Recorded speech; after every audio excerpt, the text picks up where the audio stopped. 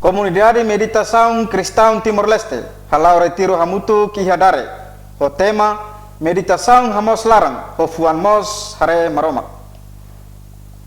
Comunidade Meditação Cristão Timor-Leste halau retiro dare badala tolu di daerah Husi Romo Siriacus Mariandolo Carmelitas participa Husi Amo Vigário Paroquia Inaru Padre Fernando da Costa Alves no Padre Marito da Costa de Arauzo inclui chefe responsável grupo MKTL nebenam kariha território Timor Larantomaga. Retiro dare dala tolu tinang rihun rua nuluresin rua hahu homisa abertura nebe dirizi husi Romo Siriacus iha loron quinta lorokraik. Retiro ne sei remata iha domingo lorong tolu fulang abril tinang ne.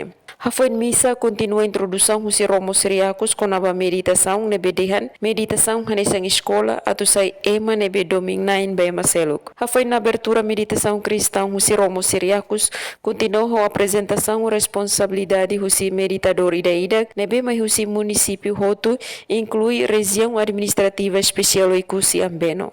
E oportunidade né, presidente MKTL, Salvador Januário Ximenes Soares, agradece a Romo Siriacus, nomos participante MKTL Hotu, nebe ho graça maromagnian, bele realiza tang retiro dare da tolo. Ni haktuir meditação laos obrigatório, maybe necessidade ida atau tulung ema iha situação difícil nelarang, no bele tulung ema atau moris iha hak matik nelaran. Husi dare Zekoa Estel News.